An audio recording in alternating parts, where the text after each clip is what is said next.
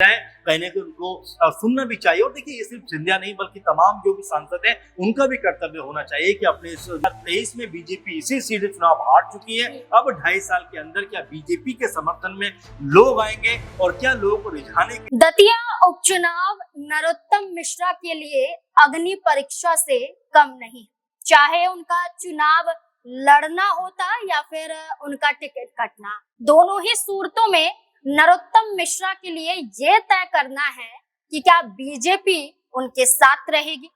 और नरोत्तम मिश्रा के टिकट कटने के बाद कैलाश विजयवर्गीय क्यों नरोत्तम मिश्रा से मुलाकात करने पहुंचे, क्या है इसके सियासी मायने। और गुना शिवपुरी सांसद ज्योतिरादित्य सिंधिया 4 दिन के दौरे पर हैं, प्रचार से इतर हटकर क्या है इनकी रणनीति। यही तमाम मुद्दे हैं मध्य प्रदेश की राजनीति से जुड़े हुए, इस पर चर्चा करेंगे। और चर्चा करने के लिए हमारे साथ वरिष्ठ सहयोगी अमन जी मौजूद हैं। नरोत्तम मिश्रा को लेकर ये कहा जा रहा है कि बेशक आशुतोष तिवारी मैदान में अगर वो चुनाव जीतते हैं तो ये माना जा रहा है कि बीजेपी की तरफ से ये कहा जाएगा कि सही किया हमने नरोत्तम मिश्रा का टिकट काट दिया। और अगर चुनाव नहीं जीतते हैं तो ये भी सवाल खड़े होंगे कि आपका प्रभाव है और आपने ही खुद कहा था कि घर घर जाकर वोट मांगा जाएगा, आपकी ये जो परीक्षा थी इसमें आप पास नहीं हो पाए, तो क्या दोनों ही सूरतों में नरोत्तम मिश्रा फंस रहे हैं। देखिए, पहली बात तो ये है कि नरोत्तम मिश्रा का जिक्र आप जिस तरह से कर रहे हैं कि क्या उनके ऊपर ही हार और जीत दोनों का जो है दारोमदार है, क्या वो इतना बड़ा नाम है कि यहाँ पर आशुतोष तिवारी के समर्थन में जो कह रहे हैं कि गांव-गांव जाऊंगा, तमाम लोगों से संपर्क करूंगा, क्या उनके पास वो मैजिक है कि यहाँ पर चुनाव जीता पाए। अगर वो मैजिक होता तो वो खुद चुनाव नहीं जीत लेते, ये भी एक बात निकलकर सामने आती है। क्योंकि जिस तरह 3 बार चुनाव उन्होंने जीता और 2023 में वो चुनाव हारे, अब जब ये उम्मीद थी कि उनको ही टिकट मिलेगा तो टिकट नहीं दिया जाता है। कहा जाता है कि भाई आप जो है अब चुनाव हार चुके हैं, इसलिए हम नए चेहरे को आजमाना चाहते हैं। तो क्या आपको ये नहीं लगता कि नरोत्तम मिश्रा को एक तरीके से बीजेपी ने खुद ही दरकिनार कर दिया। तो ऐसे में अब उनके ऊपर दारोमदार मेरे ख्याल से ना के बराबर होने वाला है। क्योंकि वो तो ये कहते हैं कि भाई जो जिताऊ चेहरा था उसको आपने साइडलाइन कर दिया और जिसके ऊपर आपने दाव लगाया इसका मतलब कि वो जिताऊ चेहरा नहीं था। लेकिन हाँ, उन्होंने जो बयानबाजी की है, उन्होंने जो ये बातें कही है कि मैं आशुतोष तिवारी के लिए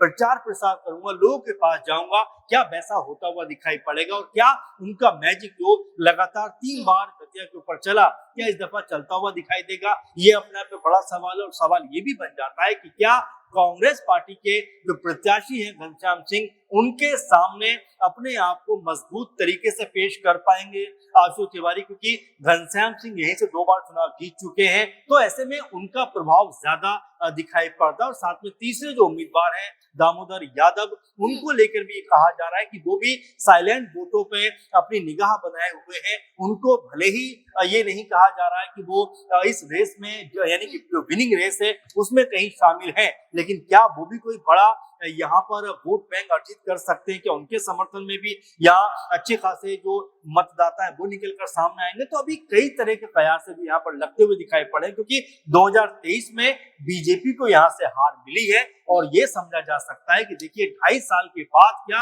लोगों का मन परिवर्तन हुआ होगा, क्योंकि सरकार में तो बीजेपी है। और क्या बीजेपी सरकार में रहते हुए दतिया के लोगों को कहीं एहसास कराया कि भले ही आपने हमारा प्रत्याशी हरा दिया हो, लेकिन हम आपके लिए विकास के जो कार्य हैं वो सुचारू रखेंगे। तो क्या वो एहसास होगा? अगर वो एहसास नहीं होगा तो ऐसा लगता है कि बीजेपी तमाम कोशिश करे, लेकिन उसके बावजूद भी उनके जो प्रत्याशी हैं, जो नए दबेले प्रत्याशी हैं, उनके पक्ष में माहौल वैसा बनता हुआ दिखाई नहीं पड़ेगा। अच्छा सर, आशुतोष तिवारी जो उम्मीदवार हैं बीजेपी के, वो नरोत्तम मिश्रा को अपने पिता समान बताते हैं और ये कहते हैं कि उनके जरिए ही वो दतिया पर आगे कार्य जारी रखेंगे अगर वो उपचुनाव जीतते हैं।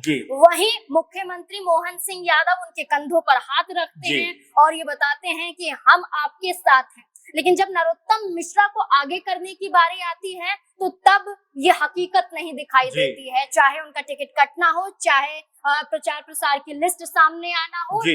या फिर मुख्यमंत्री मोहन सिंह यादव का ऐलान ही क्यों करना हो, जी। हर सूरतों में देखा जा रहा है कि सहानुभूति दी जा रही है, जी। लेकिन आगे कदम नहीं बढ़ाया जा रहा देखिए, बिल्कुल नरोत्तम मिश्रा को लेकर जिस तरह हमने देखा भी कि जब उनके नाम को लेकर बीजेपी के अंदर सहमति नहीं बनती, यानी कि उनको टिकट की जो रेस है उसमें से बाहर कर दिया जाता है और आशुतोष तिवारी को टिकट दिया जाता है। उसके बाद आपने देखा कि जो उनके समर्थक थे किस तरह से उग्र होते हुए नजर आए, सड़क जाम कर दी और शहर के बाजार जो है बंद करने कराने की बात की, यानी कि एक तरीके से हुदंग वहां पर होता हुआ दिखाई पड़ा। और उनमें से तमाम लोग ये कहते हुए नजर आए कि अगर नरोत्तम मिश्रा का टिकट कटा है तो उसकी वजह सिर्फ सीएम मोहन यादव है। और उसके बाद में आपने देखा भी कि नरोत्तम मिश्रा भी खामोश रहते हैं। सुबह उनकी मुलाकात जो है सीएम मोहन यादव से भी होती है और मुलाकात होने के बाद वो कहते हैं कि भाई जो लोग उग्र प्रदर्शन कर रहे हैं उनको थम जाना चाहिए, शांतिपूर्ण माहौल बनाना चाहिए। यानी कि उन्होंने भी जो कहा वो एक दिन के बाद ही कहा, यानी कि जब पूरा माहौल बन गया, 10 से 11 घंटे का जाम लग गया,